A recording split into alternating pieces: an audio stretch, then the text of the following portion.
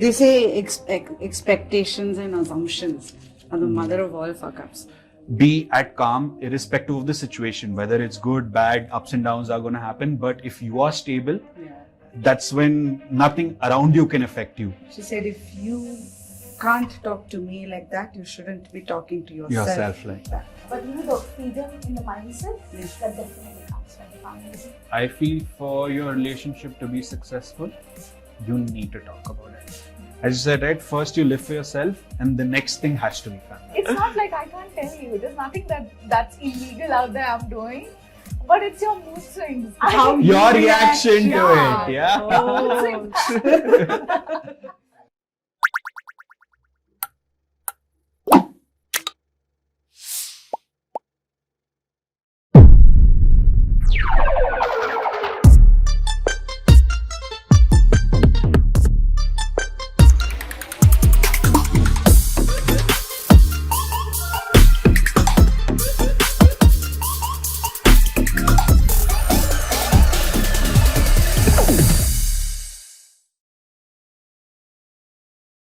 Thank you, first of all.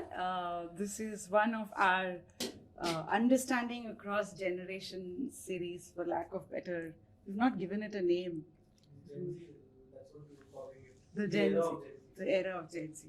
So the idea is to really pick topics that are relevant across age groups and see how different generations are looking at it and the point of view.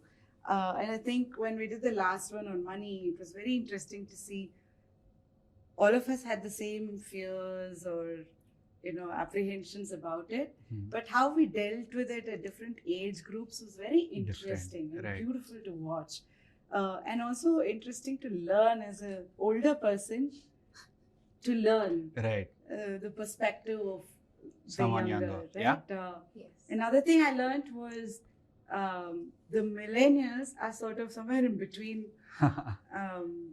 the fully liberated versus the not so liberated, if I can call it that. So it was very interesting to watch that. So today we will cover relationships. Yeah. And there are a bunch of things about relationship. One is the relationship you have with yourself. The second is your inner circle, which is your family, the closest inner circle. Right. Could be friends as well. Right? And then your social circle, which is your community, what you think is society, what you either look at or as the external world that you're part of and belong to. And then the larger ecosystem, which is friends and network and growing your individuality beyond that. Right. Good to go? Yes. Yeah. Huh? All good. Okay. Okay. All right. So the first thing is about relationship with yourself. I think one of the things I learned was I don't think I had a relationship with myself. That includes body, mind, the whole you, right? How is it with you guys? What is it like when it comes to relationship with yourself? So I believe my generation, as I was born in 2001. So according to that, I think, our upper generation was very mediocratic, like things were passing on. I think, if it comes about society that we lived in, we're born and brought up in and groomed in. And even with our parents' psychology, understatement and everything about life, I think I myself, as of my opinion, I believe that, I'm very much protective of my own, as how my upper generation were not. Like they were very compromising, and that's how they saw the whole life. That's like, okay, I have to compromise, I have to adjust everywhere I go. But even obviously it differs with the family that you come from.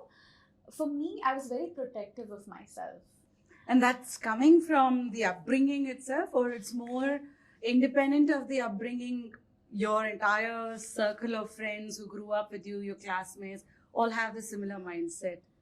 I believe, and also to talk about, it comes from the family or not, I think, there's a whole different sort of, varieties of like people in my generation where they come from a very very orthodoxic family where they think just getting rid of them is the solution. And in a most humble way, if I say, I think I'm still trying to figure out in this, when I'm 22, I'm still trying to figure out if it's my family or was I more opinionated. I have not given an, a statement about, okay, this is all what my family has done. But I would definitely accept the fact that the kind of openness that has come to me that, see, every person is different, right? So what I absorb in my hand actually really, really depends on what I think of, what my mindset comes from.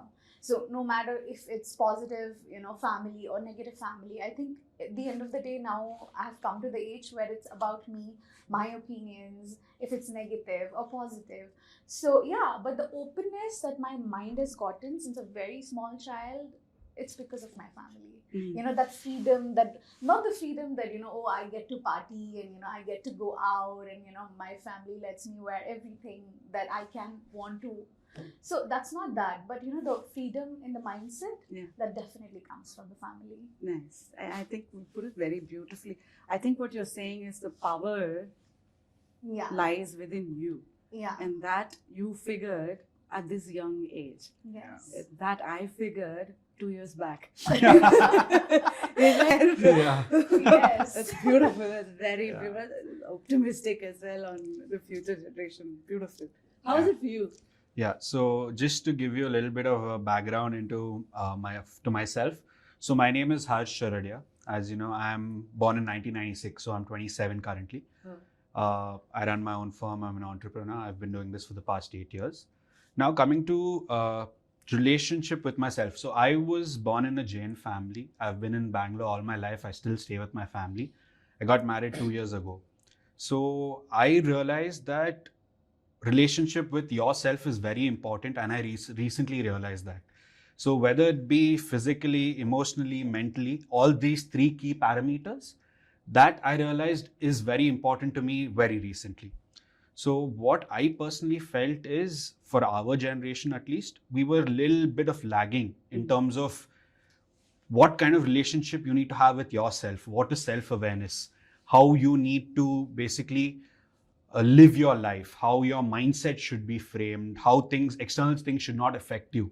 So that I feel the Gen Zs or the current generation is picking up much quicker, much faster, and they actually act upon it and look to improve their life completely. Whereas for me, I'm 27 now, I'm realizing the importance of being with yourself, knowing about yourself now. I think this is very interesting dynamic itself. Yeah. Because for me, see, it's 2 years back is when okay, here's something I found, right? When I started my podcast, I said, okay, I'm going to pivot around change.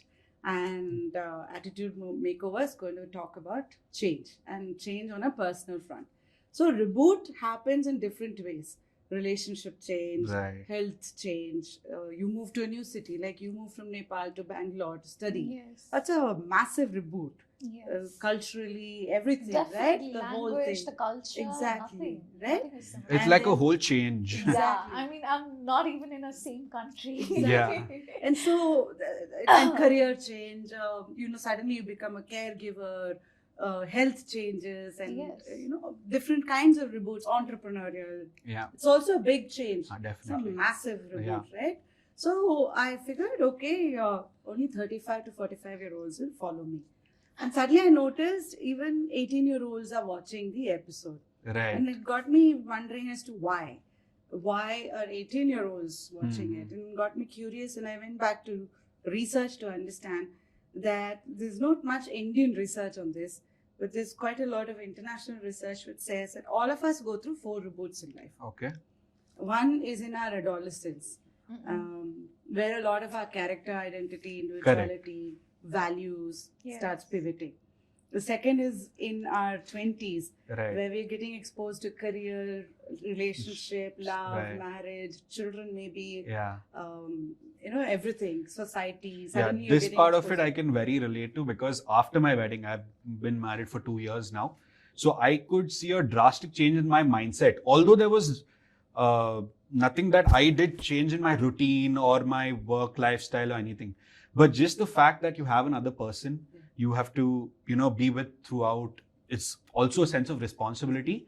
So that made me realize that, okay, if I am not fulfilled, how can I take care of someone else? So that brought about a lot of lifestyle changes within me.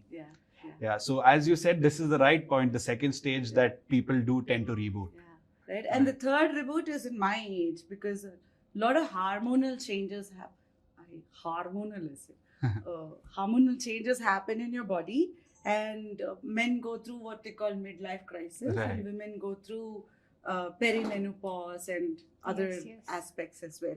And finally, in your 60s. Right. Now, that gave me an understanding of why 18-year-olds are watching and listening to the episode. So actually, that's another interesting thing, right? In the same research, what I found is, since we all go through change and change is constant, then why do we find it so difficult? It's because I think there are 3 ingredients that are very crucial to what you were saying. There's an awareness Right. of what is changing around me, because nothing changed physically with you, Yeah. but around you suddenly relationship happened, marriage happened, around you new town happened, new country happened, new People, circle, People, yeah. the everything, right? information, the history, everything. Transport, everything is new Change. around I you. can't relate to anything. And more or less, you're jumping out of your comfort zone if you think about it. Like, Yeah. where you've been settled all your life, you're moving from there. Yeah. You're coming, and I feel that's great. I mean, at a young age, you have that kind of an experience that's going to help you grow leaps and bounds. Yeah. I think once you become aware, then it is the acceptance. Yeah, Right? Yeah. Correct. Half the time we are in denial of that acceptance. Acha, ye alag hai, different hai.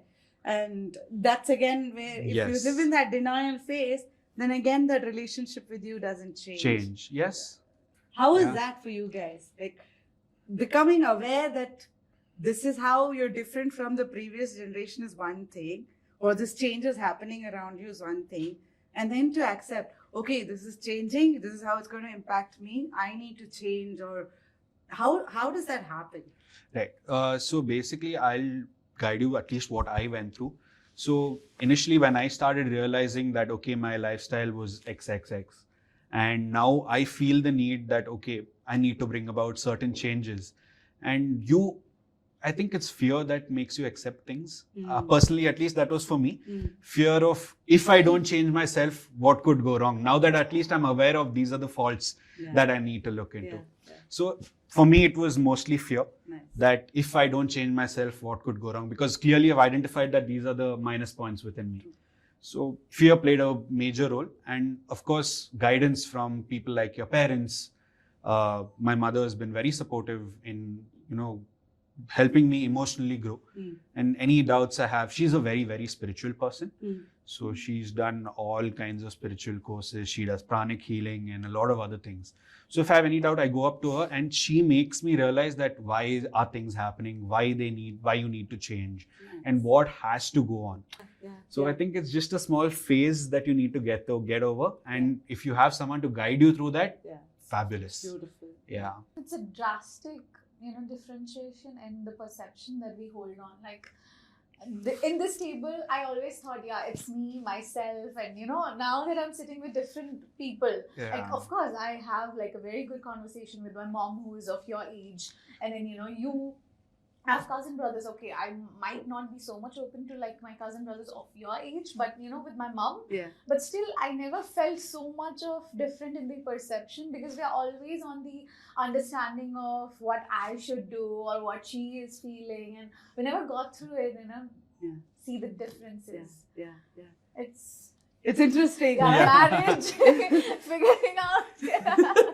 For me, it was always thriving. It was like how you said, like, okay, there's this that what happens, like the reboot, and then you try to see the differences and there's acceptance. For me, it was like I accepted, okay, I want change in my life, and I brought it to me. Right. So when I came to Bangalore, I was like, my parents were like, you know what, it's COVID time, people just want to sit at their homes and you want to leave the country. And he was very, protective of me, I would say.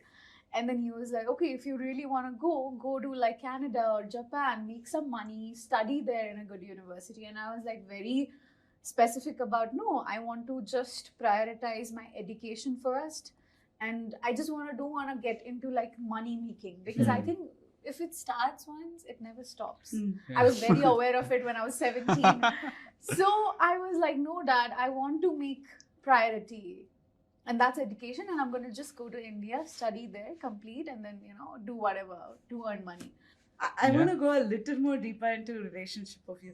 So the relationship with yourself has three aspects.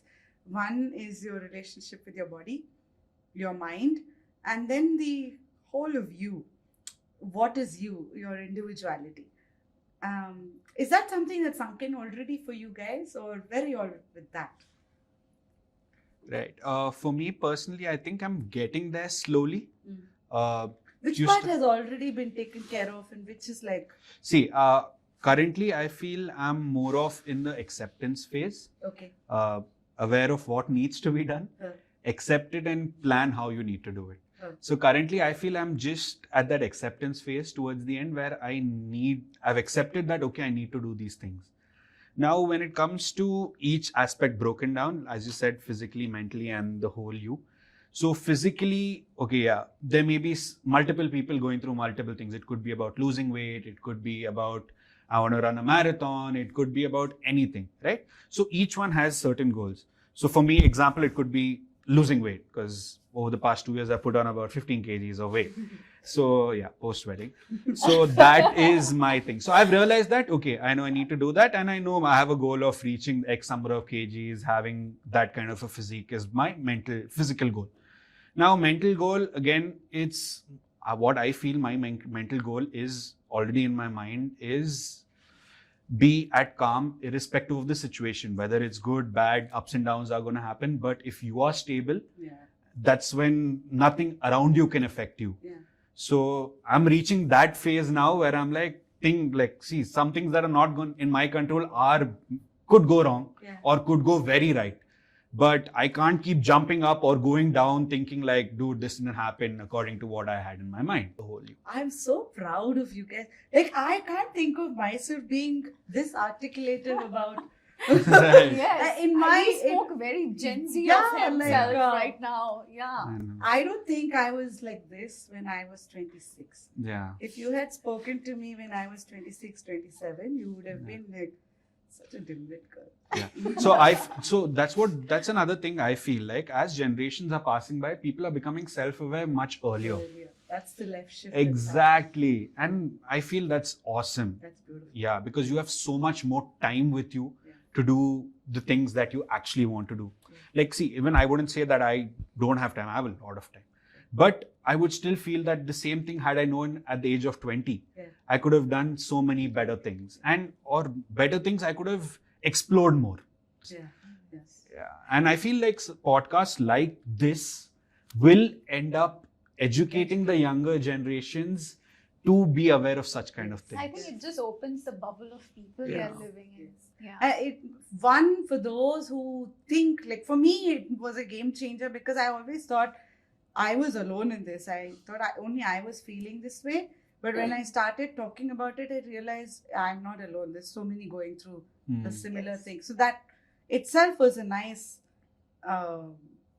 I don't know if it's validation, but calming of the whole process, right? Because there's so much anxiety if it's only you who's facing it. You'll just feel like you're cornered, like oh, it's only me and I'm going through all of this. Like that, right? Yeah. So, but also one thing I've noticed is the generations as you pass by, you're also a little hurried on very easily, you're startled very easily, you're scared very easily. I want to ask more questions on this. So there is, they say expectations and assumptions. are the mother of all fuck ups. Yeah. So I realized, again, relationship with you. I had a really bad self-talk language with myself. Okay. I had very high expectations for myself. That's my biggest critic. My own biggest critic was nobody else but me. Expectations. Right. Right? And when you have your self-talk really bad and your expectations are way more than what is naturally allowable, is when you go through the stress and anxiety. Yeah. I think, okay? My philosophy might be wrong, but I feel that's when you struggle the most to sort of ride that wave. Yeah. When your expectations that you are setting for yourself don't match with what the outcomes are. Are you kind to yourself? No, not really. When you said, I'm the biggest critic of my own, I could relate because, I'm just freshly graduated and I have a lot of expectations out of myself, like more than the society has, I have it for myself. And there's a say, be your own critic, right? But yeah, there are days when you just, you're not fulfilling that part of you, but it's just happening and then you lose yourself. Yeah. That happens a lot to me these days. Like it's hitting on me when you said it. Yeah. I used to call myself an idiot, stupid girl. What a moron. Small things like, what a moron. How could you do this? And then someone, I think it is my daughter, who said this to me. She said, if you can't talk to me like that, you shouldn't be talking to yourself like that. Yeah. Wow. It was That's a an game changer. That's an eye-opener. Yeah, that's actually, that's something for me to learn from, I feel, because your daughter gave a very, very valid point over It was there. a game changer. Yeah. When I heard that. I was like, that's when I realized, I'm pretty nasty to I'm very kind to others, but with myself, I'm like, there's no room for. I have been this to myself a long in my life. Like, being kind to others, not being kind to yourself. Like, losing your part of, things. Telling you, see, that generation. Yeah, man. Yeah. My brother is 16 and 17, and he's like so much different. Like, we just have 6 years of gap. Yeah. He's different completely. I feel like, one different person only. I feel like Stone Age sometimes. Like when you said my mom is your age, I was like, oh God. But, you're still trying to figure out. It's always on the, there's this one say that says you're always on to becoming. Yeah. So never stop yourself. Why are you, putting yourself into a raid of like, okay, I'm this at this age, what? There's no race. Yeah. You are your own race. Yeah. Another thing that I have identified about the younger people is that they, for example, like let's say just a random scrolling through Instagram, right? Like you get so much access to advice and information and whether it may be career, personal, your interest, your hobby, whatever it may be. So much access is so easily available to us that you learn much faster. For us, our traditional education was the school, the college, and internet was just coming up at that time. And while at least by the time I was in school, it was just coming up. So our access to information and education was limited to your school, college, teachers, friends, and whatever you go for, classes. Whereas now you have one entire encyclopedia of information readily available to you any point in time, any time of the hour. So there they learn a lot. They can implement that much more easily. A small example is, let's say our generation or an elder generation, how open would they be to go to a psychologist for any kind of an issue that they're facing? They'd be like, dude, are you mad? People will call me crazy. People think something's wrong with me. Same thing. Go for a walk, figure it out, dude. Nothing's going to happen. You're stronger than this. Get it done. Same thing you tell the people now, they'll be like, just go talk to someone, book a session, go talk to them, or open travel. up. Travel. Multiple things. Like that kind of open-mindedness is coming up now, which was not there before. And that is also helping people pick on things easily. So we've seen technology from nothing to today. The most adapting generation, I think, is us. And the internet-born or the cloud-born generation is you guys. To your point, the access thereby is very different. Yes. And then to put you in my shoes and expect you to walk in my shoes, or for me to expect you to walk in my shoes, is like really wrong. So if you talk about technologies, I have to say that, okay, I'm privileged to that. But it doesn't mean that, it has to be somewhere around, okay, technology that's growing among mindset, somewhere around that. I think there's different set of learnings for our generation. Like, we will see something in our family, we will see something in the society, and we'll try to not learn things from there. There are things in technologies like, social media, there's so much positive and negatives, and we would like to not. That's a choice that we make. Correct. And also the feasible part, okay, we get to, like, okay, fine, I didn't figure out by walking because Ruby likes to walk. I didn't figure out by walking, okay, now I'll use Google Maps. That's there. So the growing part, like how you said, the podcast, the people that they are watching, for me, podcast is really a safe, bubble that I get into whenever I feel like leaning on information. So yeah. Very That's interesting. Podcasts, the thing is, like, people are sharing their personal experiences. Yeah. It's not something that's made up or something that's scripted. So it's something that people are more candid about, something that people want to share their experiences about. So that way, yeah, definitely. And also helps. there's so much of pros and cons for my generation, because your generation has already done booming in any infrastructure that we say, that we might say, like, you are 48 and you're doing podcast, right? So, I think for us, it's like so easy to copy. There's no innovation like that, how it had in your generation, so that we could fetch it. I think there's just copying right now. I believe, even if it's my generation, I would say that, it's so easy, and it's not, everything is so fast taking that you end up figuring out by yourself. It's just there. It's so easy. It's just so visible. And that is also not good. I actually have a different perspective here. I think your generation, or this generation, you are not too far either. Yeah.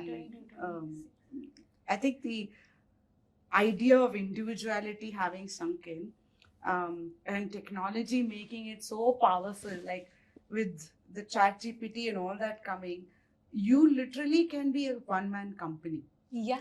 So you could be startups of your own. Right. Like what you were saying, right? I can't see myself in my early 20s running my own startup so independently, that for 8 years, and sustaining a marriage and all of that through that, right? That takes a lot of gumption. And today, I think as youngsters, like the other day we were talking, you just need to know what your power within is, what skills you need to polish, and what you want to offer. There's enough technology to support you, tools. It's a means of to an end, so that you can use to become a company of your own. You don't even need anybody else. And that's the power the net and tech has actually provided when compared to my generation. Traditionally, it's not that you need to have a full-fledged business with 500,000 people working with you anymore to do well. It's just one person with the right contacts can do equally well now as well. I want to change from relationship with you to parents. So I come from a generation where, it's the first generation where parents left home to migrate to cities to work. The security was not there with them, and that was passed on to my generation. Whereas your generation, that's already there. Yeah. Your parents have settled, taken care of all of that. Yours is even more settled, which is where you have the luxury to say, okay, I'm not going to chase this, I'm going to go after this. You have choices. It comes down to our relationship with our circle, our parents, not just in terms of how these choices are made, even the kind of conversations you can have. In ours, while growing up, you can't ask questions. That's looked at as back answering. Of course, different homes have different ways. But in general, it's been very strict, very patriarchal. So I grew up in an only woman's house, but you had to listen. There's no two ways about it. I'm curious to know, how has your relationship with your parents and your siblings been? What's home like, and what's that relationship like, and what does it offer to you as an individual? So basically, for me, my family, I'm very, very grateful to have an amazing family wherein I've not been restricted to doing anything. I've got to do everything. So the support part of it has been there throughout. So as you said, like, right, we will be so restricted, whether it's education or that. That wasn't fully the case in my. Although at that time, information that okay, these courses could be opted for, or something like this could be done, was still little lesser compared to now. But what I wanted to do, I had no restrictions. That was due to my family. My family, everyone's educated, everyone knows what's happening around, what could be right for you as an individual. So they'd guide me on that. So that becomes education part of it. Then immediately after college, I started work. So me and my brother started our firm. So me and my brother are the two partners in our startup. Yeah. So he's my older brother and me together. We have a 5-year age gap. And we still work together. 8 years it's been, and we still work together every single day. We're in the same office. And we even stay in the same house. So we're together, we're able to communicate a little better. We're able to, talk more about work, or it's not only about work, it family when needed, work when needed. So there's sort of a balance. And our parents, although they come in more of like advisors and like just help us wherever we have problems with the work, and they help us with our life on what should be done. For example, go get up early, go for a walk. Even today they tell me, dude, what do you say, you can't get up at 8:30 in the morning, you need to get up earlier, go for a walk. All that is there wherein they genuinely care for you, right? That's never going to end as a parent, I believe. Like even if your child is 70, 80, you'll still end up telling him few things. Yeah, rant about like Yeah. waking up early, doing Yeah. something productive in a day. Correct. But as family, I realized this as I started getting a little bit away from my friends, that earlier it was friends first, family I was a little away from. But then over the past few years, I've started to realize that no, family is first. Friends, of course, are there in their own place. They are the support, everything. But family should come first for every individual, is what I feel, because they are the ones who are truly with you at all times. Irrespective of the worst downfall or the greatest highs, they'll be there with you. So, and I'm grateful that I have a family that's stuck by me and will do in the future. So this is a joint family. It's just me, my dad, mom, my brother, and myself. Yeah. So right now you can call it a joint family because I got married recently and now we're two families in one. Yeah. Nice. But yeah. And my Bade Papa, that's my dad's elder brother, just stays one floor above us. Okay. So we're very well connected to our family and we chill a lot with them. Every day we go home, we watch IPL together, watch football together, do something or the other together, eat dinner, breakfast, lunch together. So we try to maintain those schedules because family, at the end of the day, I feel is something that you should live for. And as you said, right, first you live for yourself and the next thing has to be family. Yeah, at least for me. Yeah. And I liked what you said, like it transitioned from friends matter to first. realizing a couple of years back that friends are important, but family really is, after me, it is family that matters. Yeah. How is it for you? So for me, I think till 16, the day, age of 16, I think it was just communication. Okay, I'm a very open person. I'm the elder in my family. I have a brother. And then how it was like, okay, Ruby is like this, that, and it was open. It was just communication. And then I happened to get into dating when I was 16, and that completely changed the scenario. My parents are very open, They've always been open, but with that openness comes the trouble, the kind of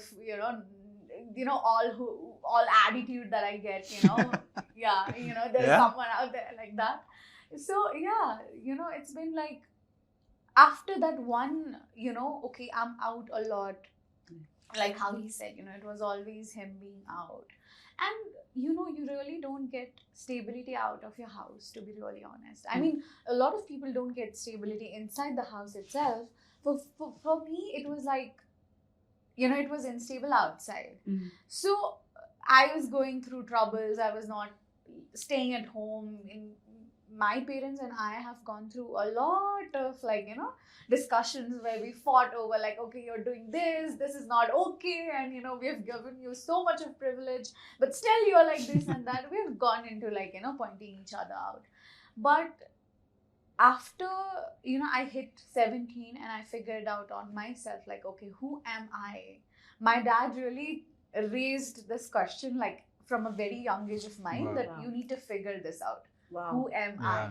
So even if it was from the very young age, it hit me when I was 17. Wow. So Wow. yeah, It's 17. Wow. 46. But still, I'm Who am I telling you. start- This is crazy. So yeah, that also came there, and for me it was they were always open to know, understand, okay, what's the mindset of hers, what she really wants to do, is she even figuring out? Wow. And for me it was I have to understand that okay, my generation is so and so, I want to do this and that, but still my parents come from a very protective, nurturing behavior that they have for the child, right? So it's not really expectations, Ruby, but it's their behavior. They also are changing. They are also human. That understanding came within when I was trying to figure out myself. So that's when I really got into a comprehension relationship, very comprehending relationship with my parents. Now I don't have to talk about things. They really know. Mm. That openness, good in me that I figured out myself really young, that I could really project them, what kind of a person I am and what I'm trying to look at in life. As we were talking about subjects, I wanted to do science. You're My right. dad was like, no, you're doing management. So still. Yeah. So yeah, and then he put me in management, and then I was there was so much, because I wanted to do I wanted to have that openness that till I figure out, until I'm done with PUC, I should have that open boundary, where I can have a lot in the plate and then I get to decide. Choose. I had that mindset back then, but my papa was like, no, you're not doing science, just shut up and do management, okay? Get into business. But yeah, luckily his one, bit of a plot twist of his own didn't really disrupted my life, but yeah, still. So yeah, my parents and I have very comprehending sort of relationship, Well, I feel another thing that we're missing out is at that early age, let's say 15, 16, 14 to 16, when we start dating. So this happened with me, I know, when I started dating when I was very early. 14, no? 14 Oh my to 16. I was in 8th grade. So, Yeah. So around there, 14, Yeah, 15 only. Yeah. So I started, my first girlfriend was that time. Huh. So what I realized was when you start dating, right, that also kind of, because you start giving a lot more time over there. Yeah. So Yeah. that shift from family to friends Yeah. starts from there. Yes. Starts from there, and it goes on throughout your schooling, Yes. your college, everything. And then much later you realize what actually happened to me, that family is also. Yeah. So that happened to me when I was in 8th. Actually, that's so true. Yeah. You become a rebel because when they don't come Yeah. in sync with you, I started, I told you I married my kindergarten classmate, Yeah. right? So I went out on my first date probably 10th standard, Right. and she didn't like him then also. Mhm. she knew about it back then. Yeah, it's the same quarters, right? We lived in a colony. Right. So she knew, and I told you, she okay. knew everything about me. She didn't like him then also. Okay. Because she knew I was liking him, I guess. Right. So she was being protective. And because she didn't like him, I started liking him a More, little more. yeah. I'm like stubborn. Why the hell is she not Why? liking him? Yeah, you'll I like want the him. thing that you don't get. Yeah, no, you're that not way. getting it. It is sort of thing, right? Excuse me. But that was a lesson I learned when I had a daughter. And I told my husband, we're not going to go that route. Eh? We're going to be very amicable. Accommodating, yeah. We're going to understand her and we're going to figure this out. But that is Yeah. what you're saying also. Correct. That's when the perspective changes. Changed. Yeah. Do you talk about everything? Sorry, you were going to say something. For me, it was never being rebellious towards my parents. I really wanted them to understand, okay, you know what, this is my age. I have to find someone in my life, For me, and also the mindset that, it grows I want my parents to know Yeah. everything. Yeah. That was in me, thank God. Oh, I was very nice. optimistic about it. Yeah. You know, people are very rebellious. I know my friends, you know, they're very like, you know, oh my God, my parents don't like, you know, my so and so. Like, they're like very rebellious. But for me, it was like, I want my parents to understand everything. Yeah. Like, if I'm liking someone, why am I literally sat down to my mom and then, you know, I made her like listen to me, like, why do I even, you know, like this guy? Wow. I told her every perspective Wow. of it. I was very open. That's when they realized, okay, she's opening up. And that, you know, literally like burst down the bubble. Like, they were like, okay, we're ready to listen to you, to open to you if you're like really opening to us.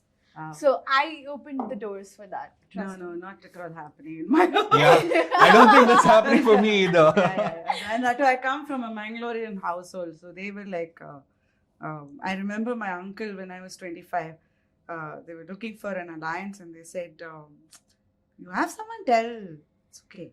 It's like, trap it is, okay? Yeah. It's a fucking trap. And I was like, no, I have nobody.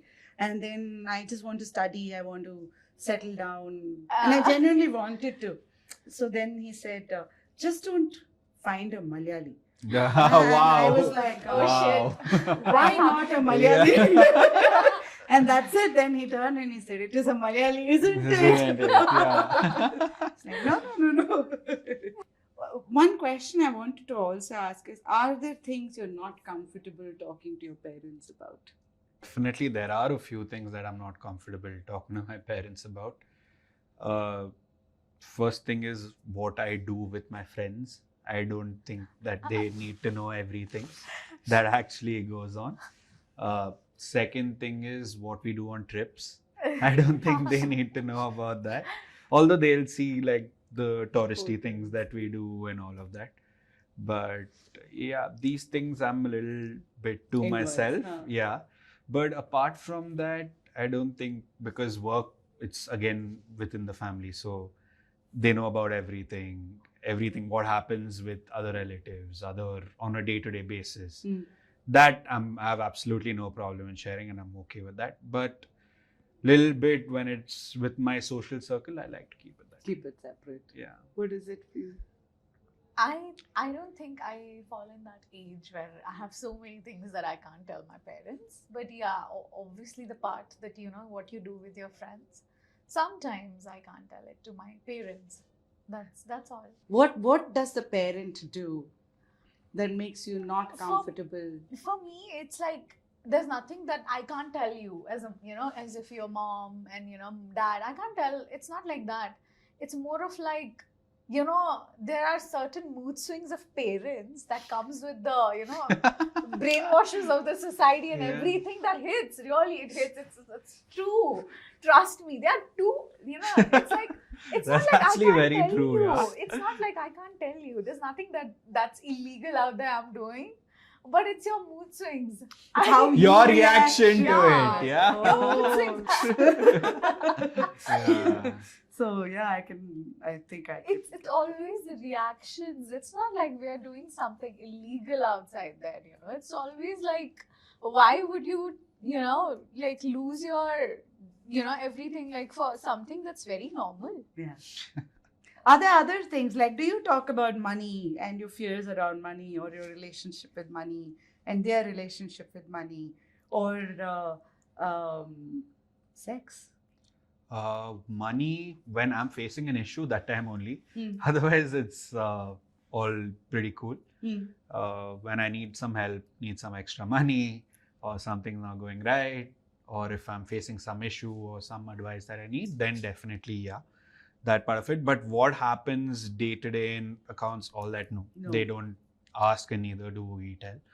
But yeah, whenever I need some help, money, yeah. Sex, openly, no. Not. But then, yeah, when you do, like, they'll come and tell you that I all practicing safe sex, or is things right. Now it's time you all need to look for a child. And so indirectly, you end up talking about it, but directly, no. So do you have mood swings when they talk about that thing? Not only about that, anything. Like, see, as a child also, you'll also have your own mood swings, okay? Something bad happened, you'll go blast them. Even if they tell, like, come, let's have dinner, you'll be like, no, I don't want to eat, what's your problem? So that mood swings are going to be constant. Now, mood swings related to certain topics, subjective, I feel. Like, if it's something major, then definitely I'd go open up and talk to them about it. But something not very important, I wouldn't want to go and bother them also and get that thought in their head that, okay, something like this is happening with him. So avoid it. And both of you have siblings, right? So one thing I Yes. learned, again, very late in life, is even though you grow up as siblings in the same house, the experience one has with the parents Different. to That's very the other is very different. Very, very different. Mhm. At least in my case, it's been very different. Yeah? For me Yeah, too. yeah. For me too. He has different sort of principles about parents. You know, he has like different sort of like how he, you know, responses to everything that happens in the family than me. Like it's very different. Who else is in the inner circle? What's your inner circle like? Do you have old friendships, like childhood friendships that your Yeah. narration carry? Yes, I do. So for me, my inner circle would be my four member group of friends that we've been together from school. Huh. So we've known each other for over 20-25 years now. And we still meet at least once a week or once in a couple of weeks max. And that's my comfort zone. Nice. There, no filter, talk about anything and everything. So that is your safe space. Yeah, that is my safe space to talk about anything and everything. Just communicate, get people's opinions, have fun. Like most of the time we meet, everyone's just fucking around. Hey, you'll meet, you'll talk shit, you'll irritate each other. And of course, then you have your serious kind of conversations where what's one doing with their life, what's happening, what next thing are you doing to grow, blah, blah, blah, all of that. But yeah, that's my safe space. Nice. Same. For me, inner circle, yeah, definitely childhood friends. Because I think the kind of an age we've got into, like, 20, we're very, we've got the most unstable friendship here in this age. Yeah. Everyone is venting out for themselves only. Yeah, you are just figuring things out, and you have the most unstable relationship at this age. That's Like actually a very, 26. very good point. Yeah. For me, your childhood friends have seen you go through filters, but deep down they always knew what kind of a person you were. Yeah. And they can really measure like what kind of a person you are inside of you, because again, we're talking about inner circle, right? So they really know you, what kind of a person you are, and are you pursuing that down the lane of what age you've come to? I think that's when the no filter comes, right? Like they know, they've known you certain, embarrassing stuff that you have done in your life, and then they know what shit you have gotten into, and then you still have made it. Yeah. So that's where, you go back. But I feel we all want to belong somewhere in the outside world as well. Yes. As much as we want to belong at home, be loved in affection, experience affection and all at home, that belonging outside is also something we hunger for, crave for. Yeah, right? who wouldn't want to be popular? Like, Right? who wouldn't want to be known? Today, socializing, having a network, having a gang, having a group, and you going out there is really something that you crave in today's generation. How do you maneuver through that? Especially you coming from Nepal, growing up somewhere, coming here. Yeah. You literally had to make new circles over here. Yeah. How does that work?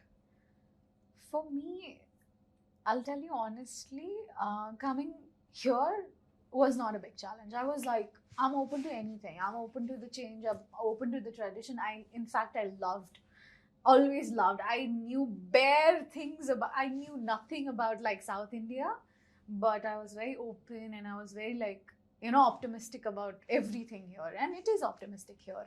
But trust me, I don't like the generation. If it's like something that's, of my opinion, I don't like the generation of like my generation in here. You all like, your age, they're very respectful. In fact, me coming here has brought me very culture person. Like, I've opened to that part of me. Like, I really respect that. But I think, moving really fast. Our generation is moving really fast, and everyone is self-centered. Everyone wants to just match a vibe, and that really brings instability in kind of a circle that you get into.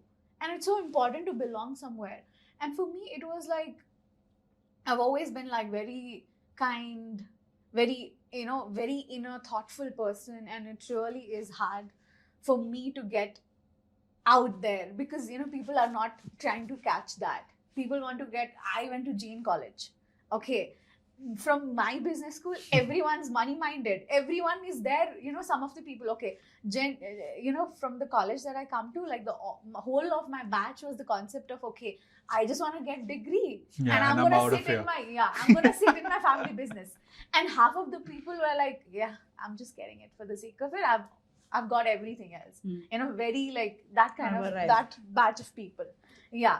So I'm very thoughtful. I'm here for genuine friendship, and I really wanna have that one connection, or like 2, 3, girl friendships, whatever friendships.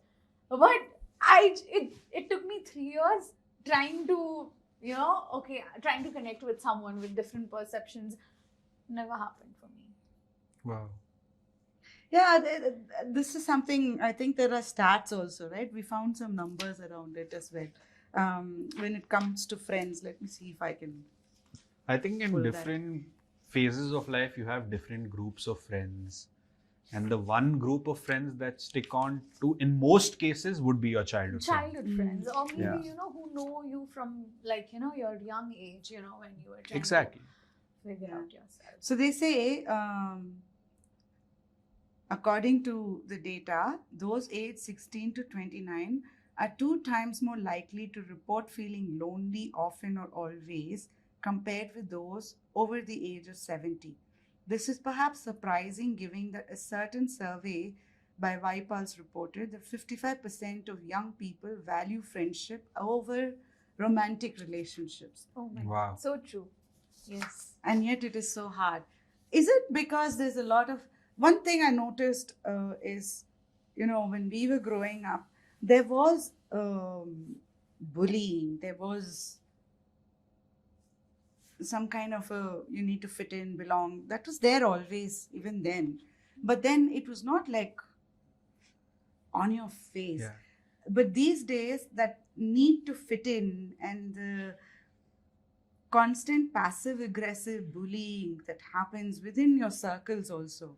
There's always someone who's upper hand, and you're always trying to, please that upper hand, and you either right hand or left hand of that big person. And then there's a circle, there's a circle, there's a circle. So you're sort of finding your spot, and that's where the fit-in always happens.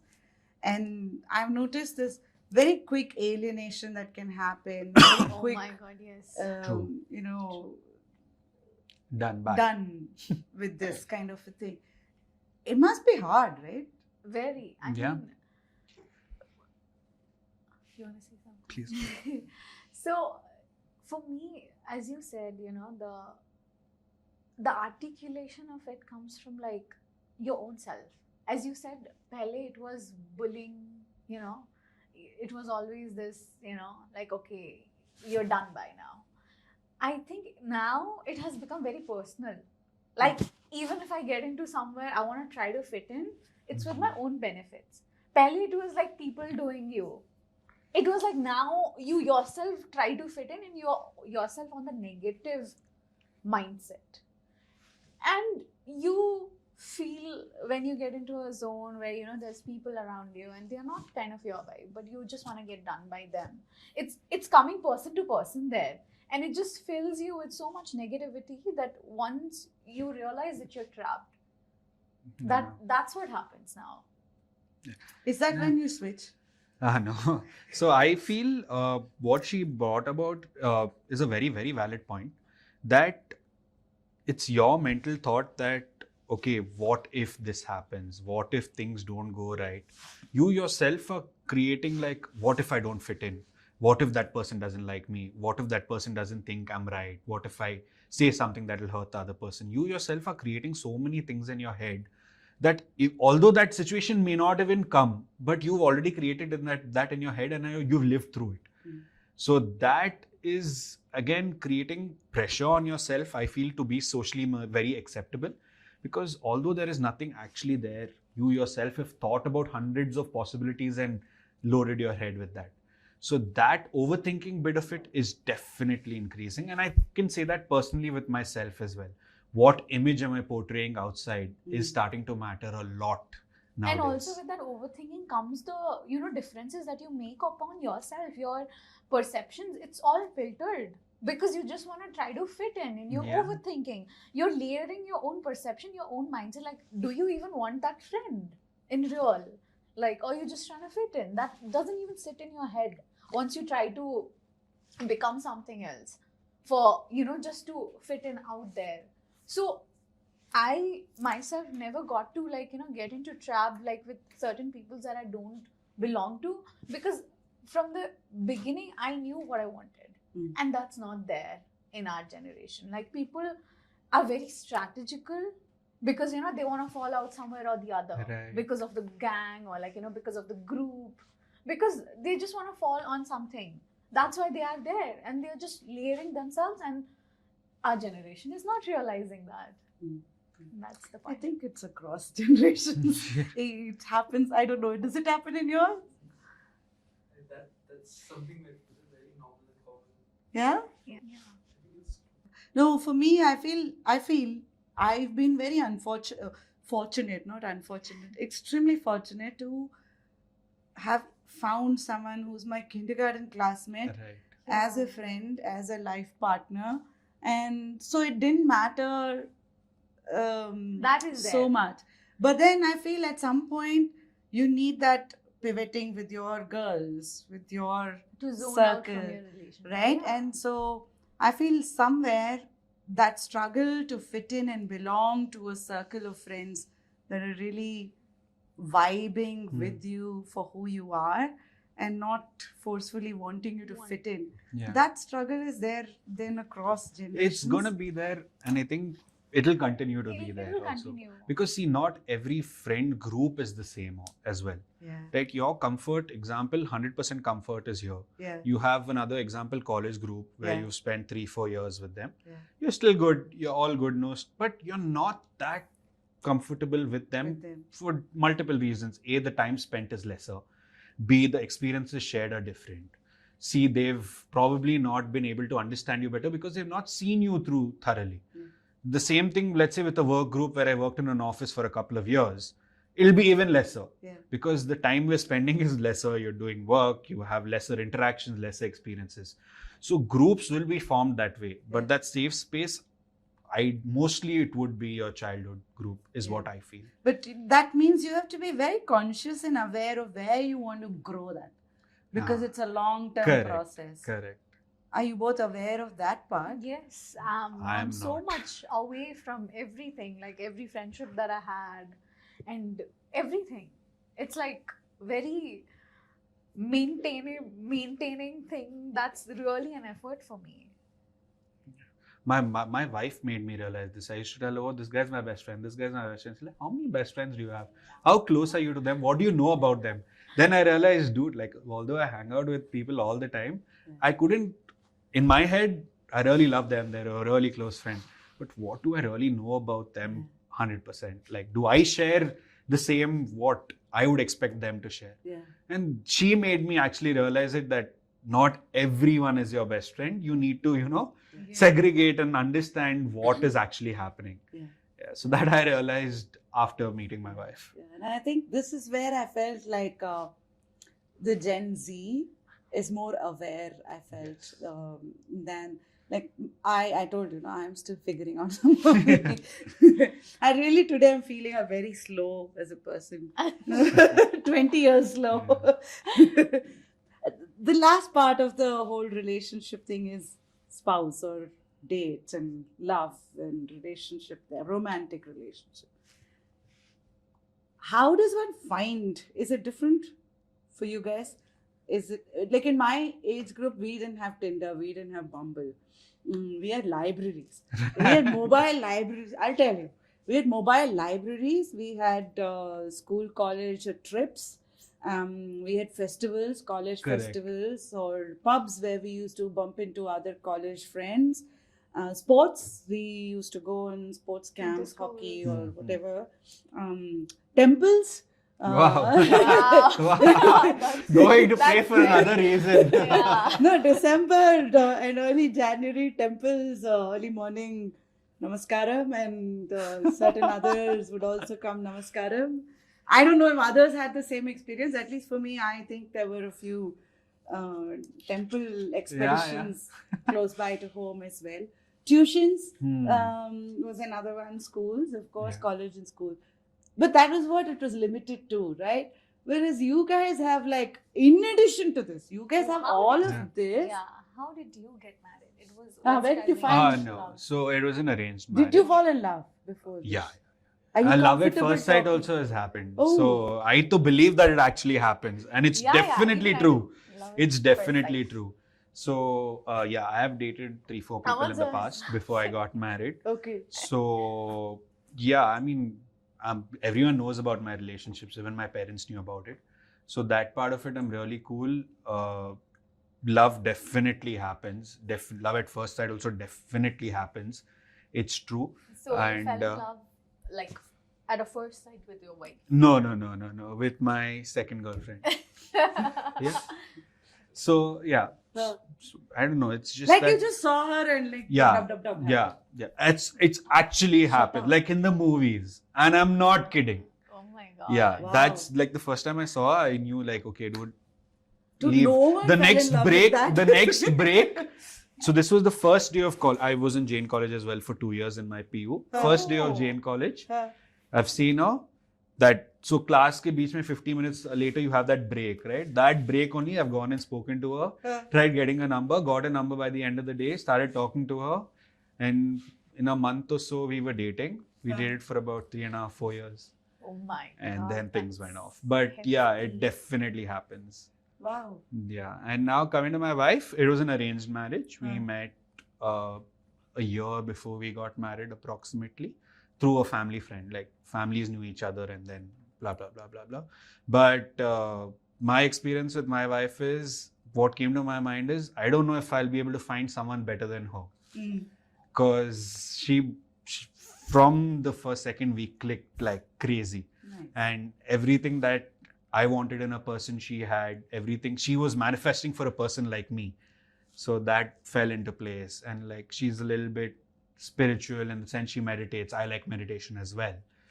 So those things kind of clicked on, and one thing led to another. Our vibes were very, very similar, and we were both wanted similar things in life. So that's when I knew like that she was the right person, and best decision ever.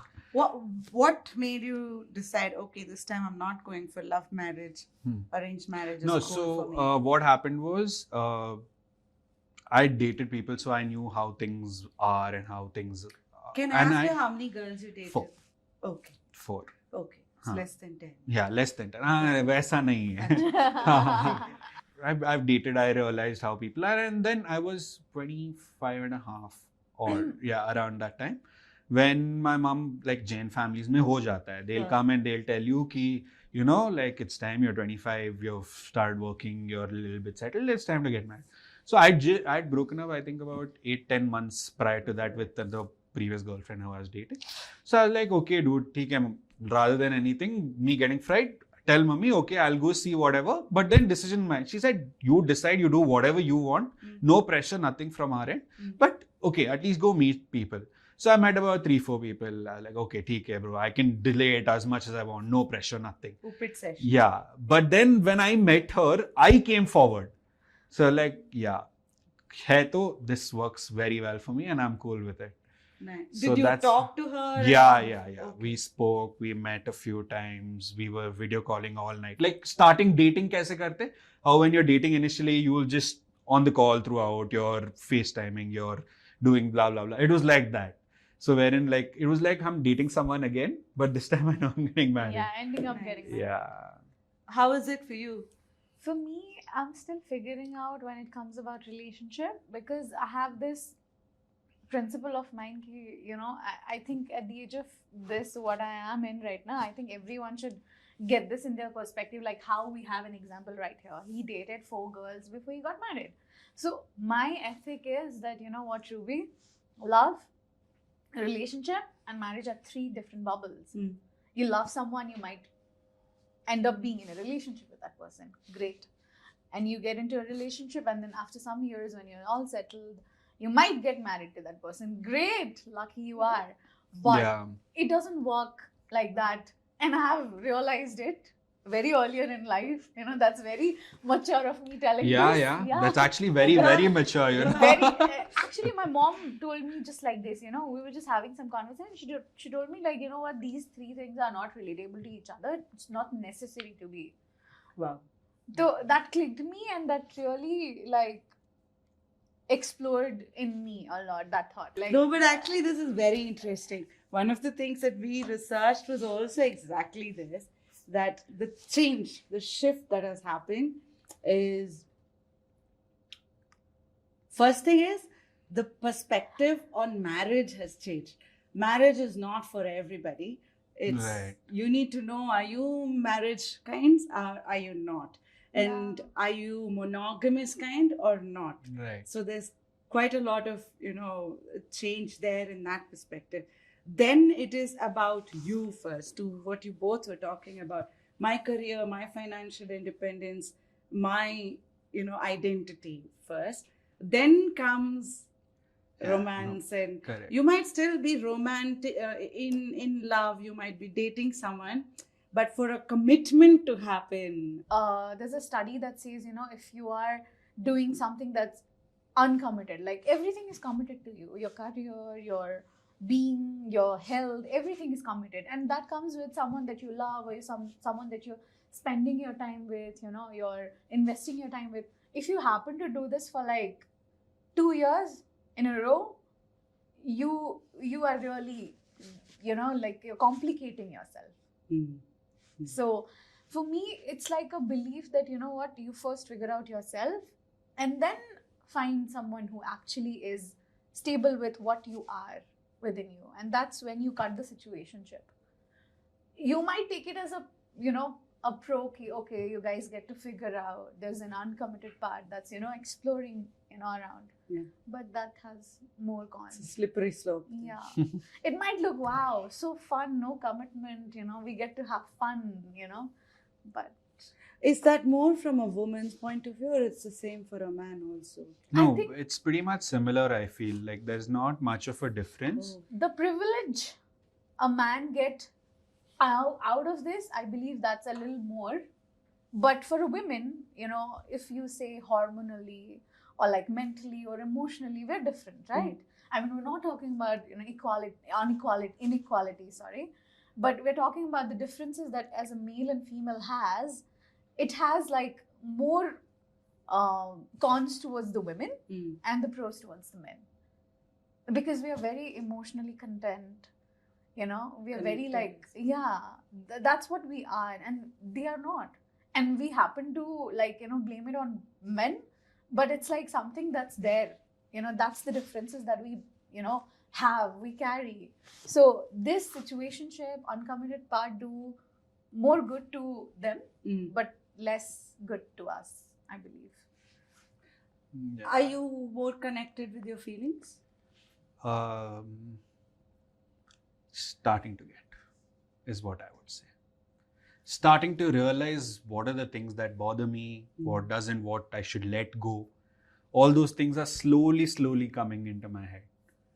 Yeah, and I'm learning to realize, like, life shouldn't be complicated. It should be simple. Yeah. I feel growing up early years, our schools as well as homes have to take care of 3 fundamental things. Yes. One is the art of expressing feelings. Yes. I think that's more at home. Yeah. Whether it's a man or a woman, we should know what are our boundaries, what are our triggers, and express our feelings in the right way without losing our voice, our volume, and all that stuff.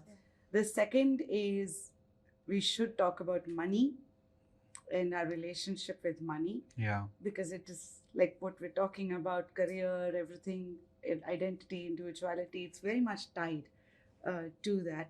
So we should actually have 100%. that more as conversations in schools, at home, everywhere. And third is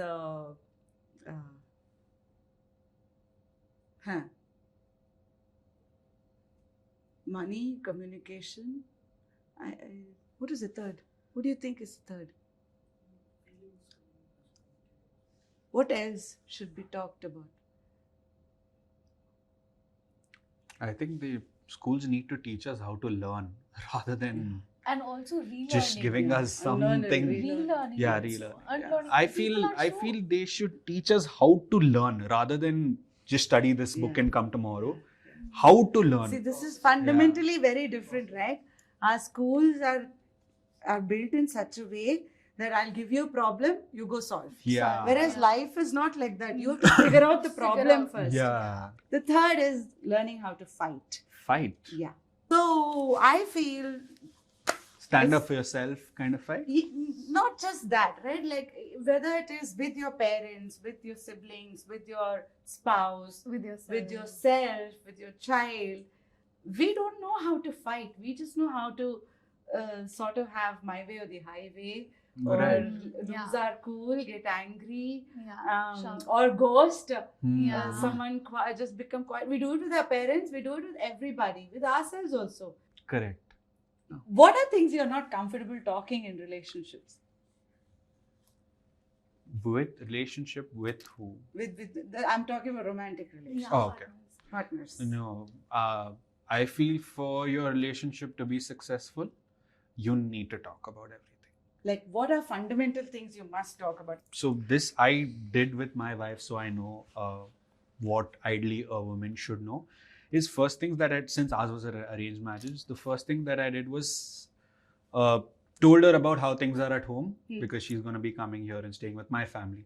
She needs to know exactly how things are at home, how our schedules are, how our mindsets are, how things work from our perspective. Then I understood her perspective, what she does through, how her lifestyle is, how her family is, what her routine is like, what are her likes and dislikes. Because marriage is not just about two people, it's also about families, especially in the Indian culture, right? So expectation setting, as you said, was very, very key for my wedding, because I set the expectations perfectly right, what she had to expect. And that actually helped us a lot in when we actually got married, because she knew what things are prior. And now what we need to talk about, you need to talk about everything, starting from finances. It should be very, very clearly disclosed between the two parties. What is the current holding? What are we planned for? Whether it's children, whether it could be travel, whether it could be investment, whatever it may be. Finances are a very important part. Second are things few people neglect it is, but what I feel is what are your preferences sexually also should be catered to and spoken about, because I may like something, the other person may not like something. So finding a balance, because if you're not satisfied sexually somewhere, you are going to lose out in life. You will get frustrated. So you need to be very open to talk about that. Then you need to be open to talk about what are your hobbies. Like for example, she likes painting, she likes art. I suck at it. I like sports. But we tried to find a common ground between the two of us where I could do a little bit of thing and she could watch some sport with me. So that where you find a comfort. Then we also talk a lot about what we want to travel, because that gives us something to look forward to. Like, okay, our next trip should be here. We should plan it that way. And that's something that excites us. And of course, we talk about everything like family, friends, what's happening, gossip here a little. That's also fun. I mean, you need to have some sort of fun as well. So I gossip with my wife. The first thing I call her and tell her, right now she's gone home. What gossip you got today? Tell me something. So all those kind of things. I mean, the more open you are with the other person, I feel the easier the relationship gets. I have one other question. So, is finding a partner even important? Or is it just like, here's the question, why I'm asking this, right? It's very important. Okay. That there shouldn't be question. I mean, I think, Yeah, it is my important. generation would hit that. But for me, how much I've figured out, yes, it's needed. It's necessary. Why? What does it fill in? I am still figuring out about marriage, because marriage is a social construction.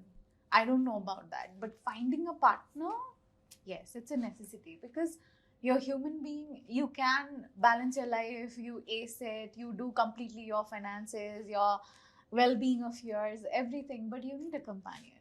I am very True. I'm very down to that. Very true also. Okay, let me ask you this.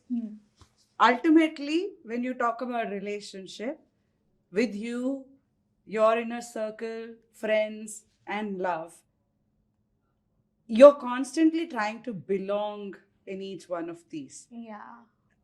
With you, it's a struggle, because in any one of these, when it is not belonging, the you is shaken, right? And when any one of this is not happy, every other is also shaken. Right. Such Yes, a it's a struggle struggle. there. Yeah. Because That's where I think we feel very pressurized as Yes. individuals. Yeah. wow, Yeah. that's And hard. like even today, like I mean, I put pressure on myself, and I feel that as well. Like, dude, like as an individual, you have so many things to look after, as you said, like your family, friends, work, blah blah blah blah blah. And as you said, in anything constant and all that is you. Yeah. And that's where, if you are not aware, accepted yourself, ready to move on, no one can help you. That's So then the third thing they should teach in schools is spirituality. yeah. Yes. Well, they have to teach you how to meditate, breathe, look inwards. They have to teach you that. It's that's the key. You have to look inside of yourself, because you cannot put yourself out there, because you've seen something out there. You have to see within yourself. Yeah. Like put yourself out there as an individual, because you have to understand that just because your friend circle or your your love life or your career life projects you in certain way, you can't put yourself out there like that. You're just trying to fit in, and that doesn't brings the the bliss of your individuality. Yeah. And that shakes every part of you, the money part, the relationship part, the family part, the friendship part, and your part, everything. Wow, Ruby. The youngest among us. Look at that. Yeah. Wow. Awesome. Wow. Seriously, wow. These days, Story the growth of people loving animals, because they are certain way. They are not shaken within the environment. They don't try to behave like humans. The predictable and Yeah. consistent. They're Yeah, very but like, also I feel it's due to commitment issues that people are having nowadays. because You of don't want to the commit observation. yourself to something. That's why you're like, no, I don't want to do it. One small wrong instance, you were, no, I don't want to do it ever. So that is also bad. Yeah. Like, you can't just have fear and be like, no, I'll adopt a dog instead of a child. That's not how things work. That happens with the age and the relearning part. Correct. Whatever I have seen while I was growing up, even I had this mindset when I was 15. Like before I landed up in relationship. Before that, I was like, I'm not gonna get married. I'll be financially stable. If you want me to get married, I'll fly over from some. My money somewhere for else. me. Yeah. My money for I, me. yeah, I used to behave like that, And then it just happens with time that you relearn things, you unlearn a lot of things, and you observe that, what, just because it's, the surrounding is bad, I'm bad too. I think my generation is putting themselves like in a very hard struggle of, that bubble or, some family or like relationships with their parents. They try to put it in themselves. That's not necessary. You are not what you are where you come from. You just have to never forget your roots, but still you can be a different individual. Yeah. Ruby. Yeah. Awesome. Spellbound. No, because it's so powerful what you're saying. And these are things as a 46, 47, 48-year-old I went through. Yeah. It's hard to figure it out in your late 40s. Whereas here you are in your early 20s. I can only imagine how hard that space is. And so I'm going back, not so positive about relationships, but also extremely positive about the fact that each generation is getting better and better. in discovering themselves. Yeah. And I think that's the most beautiful thing. Beautiful part. Right? Yeah. And the struggle is real then as you're going through that discovery. There's this Maslow's hierarchy, right? There is your mind, there's your body, there's your psychological, physiological needs, your psychological needs. Yeah. Then comes your belonging needs. And then the you needs, the actualization needs. When the fundamental things are broken, you cannot do the others, which is what a lot of my generation is figuring out in the 40s. Whereas here you guys are really clear about the basis, the kind of base that from the other side. we We had to go like that. They are from there. Yeah. But one thing I feel, although the younger generations are way more open, very positive, but they also pressurize themselves a lot. Yeah. That is the bad side. Yeah. You're aware, you know of everything, but you end up putting so much pressure on yourself. So, okay, quick one-word questions. What word best describes your family dynamics? I think we're very open, I would say. Okay. Yeah, I think so. I think that's where the groundedness comes. Yeah. Hats off to your parents, huh? They're not simple things. Yeah, one thing that I feel, I don't know the exact word for it is, my family, if I'd like to say, is we'll have individual connections with each member, but coming together as a whole, that I think is lacking. So I don't know what the word for it is or what, but that's the first thing that comes to my mind. Nice. So as a unit. Yeah. I think for me, that is the thing. It's the unit. Yeah. We come together very quickly as a unit. For me, that's not the thing. Like individually, we all have good connections with everyone, but coming together as a unit. Friendship, more online or offline? Offline. Actually, Offline. Romantic preference, spontaneous or planned? It works both ways, but Spontaneous. Yeah. More on that part. But I'm works on very- vice versa, to I'm be not honest. romantic at all. So my wife keeps telling me that. But yeah, if But something planning works spontaneous for you, would be you know? better. No, like if something, I'd rather do it then and there, not plan and do something. That's not something. That's That not I do. something. No. That's not how we. My wife would be a person who's fully planned Plan, hundreds of things and do that, but not me. The same in us. He will plan. I the think whole I'm thing. half and half. Like it goes both hand in hand for me. No, I'm very spontaneous. He's extremely organized and planned. Love language: words, actions, or gifts. Actions. Yeah. Actions. Oh, words. For Actually, me- actions. For me, Very touch good. is my Yes, love language. Yes. That's a good Biggest thing. challenge in relationships: distance, time, or expectations. I'd say communication is the biggest Yeah. challenge, because sometimes you'll just say things in your mind, in your head, but not say it to the other person, and you don't realize Yeah, that the your other own person doesn't know instability. about it. Yeah. It's still only in your mind. Yeah. So finding ways to communicate is the most important. I think earlier we spoke about relationship and what are things you should discuss. I think one thing that we don't discuss and we should discuss is our trauma. Yeah. Because with that, we carry a whole lot of baggages Correct. that another person is not even exposed to, and you'll be Yeah. surprised Yeah. as to They what are the new hell towards just it. happened here. Yeah, this is again a very valid point. Trauma, you need to discuss that as well. Biggest challenge, what is it for you? For me, it's like a personal, disruption that's happening inside you that really cracks your relationship, your conversations, and you're just trying to figure out yourself. That highs and lows that you go personally, that's the thing that you need to work Balance it. and balance. If your family was a sitcom, what would it be called? Okay, I've been watching Modern Family often. So I've just been watching that. I've been binging on that.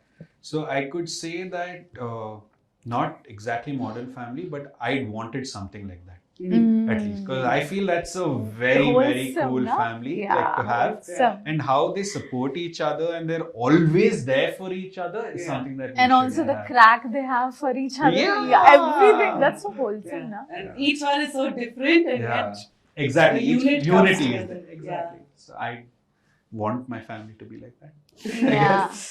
I think for the title, yeah, How I Met Your Mother, because my dad's a full romantic human. Okay. Oh, But not wow. like how sitcom is it? Because How I Met Your Mother doesn't have like those people together. Okay. Correct. So the title would be that, and then I think it will be a little reliable on how he said Modern Family. Yeah. Mine will be, I think, Everybody Loves Raymond. Okay. Oh. Yeah. My house is like everything happens around food. Right. All of us are around. We're like pulling each other's leg, but then it's like very grounding as well. It's very funny. There's a lot of laughter Right. in the house. That's great. If your friendship were a movie, what genre would it be? Comedy, drama, or thriller? Drama. If your Drama. friendship was a movie, Yeah, drama. different kinds of friendships with different people, but with my childhood friends, comedy for Comedy, sure. Yeah, mine was. For sure. No, Yeah. drama. Oh my god, so much comedy. Yeah, it's definitely comedy. Yeah. Who is more likely to bring home a stray puppy, you or your partner? Bring home a stray puppy. My partner. Yeah? Yeah. And you will accept it. Yeah. That okay. But she's more likely to do it rather than me. You. Yeah. My partner. No. Oh. I think it's me. I have a dog at home. He doesn't have, and he just keeps on, venting on those stray puppies all the time. And I know how much of time and effort and emotionally you have to give. And I'm like, no, not happening. Yeah. Well, beautiful conversation. Thank you so much. Most welcome. I've learned so much. I think key takeaways, it's hard in each generation. Yeah. Every generation, Yes. it's hard. It's a lot of work. Relationship is a lot of work. Family matters. But more importantly, you Yes. Yeah, Matter. you. Yeah. and then everything else starts falling Falling into into place. Yeah. But getting you as a unit balanced is the toughest part. And we still struggle with that Correct. across generations. Wow. That's right.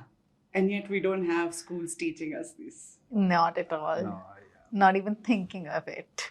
I'm just thinking the kind of change actually that would happen in the public if they started teaching them that. It will be great. Yeah. It will be great. Although, I mean, I'm not sure what impact it will have on the economy, Yeah. but people will be more fulfilled. Yeah. And I Will think not be- that's yeah. what needs to be looked at. Well, on that note, thank you so Yeah. much. Thank you so You're very much for this welcome. beautiful conversation. Most welcome.